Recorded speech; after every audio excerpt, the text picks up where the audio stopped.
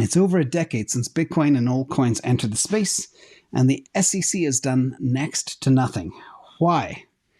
Inaction simply says create anything like rug pull, vanish, and we won't do anything for years, if at all.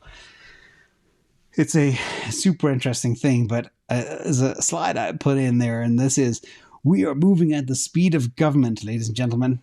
And I'm not being offensive to government, but just government does work slow. I know there's many of you out there that like and appreciate the government.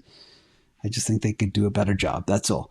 So let's talk about what they have done, because they haven't exactly been sitting on their hands, the SEC.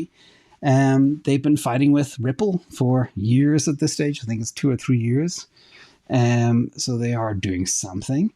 The SEC has approved a futures Bitcoin ETF to the dismay of many people, but at least it's something. The SEC has also provided guidance for ICOs, the initial coin offerings, and classifications as a security. And the SEC has classified originally, this is an interesting one, that Bitcoin and Ethereum are not securities, but then Gary Gensler kind of went back on the fence regarding Ethereum as a move to proof of stake, considering like 2 or 3 big pools kind of control all the stake. So let's talk about where we are with regulatory framework. The reason the SEC and other regulatory agencies seem to have been so haphazard in crypto regulation is because they don't have a clear and comprehensive framework, digital currency framework in which to operate. And the framework needs to come from Congress.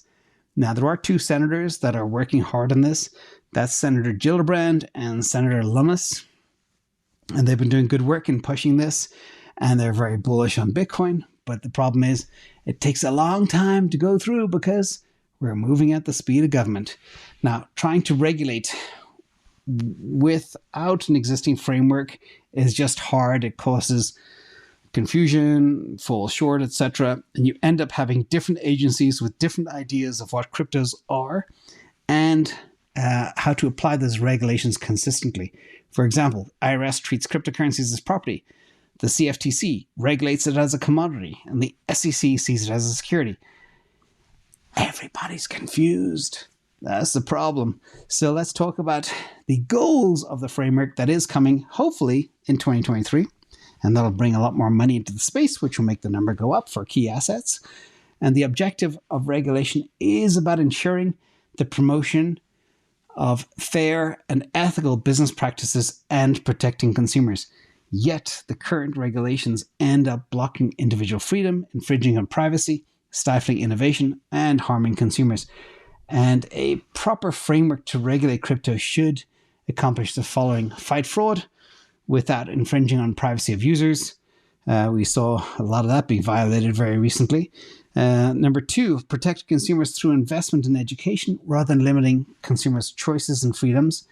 And number 3, encourage cryptos to be used as payments rather than telling people what or how they should be used. And encourage innovation rather than stifling it, because there's no doubt. I did a video last week about blockchain and where it's all going. There's no doubt it's going to be a part of our future. And that's it. Remember, though, we are moving at the speed of government.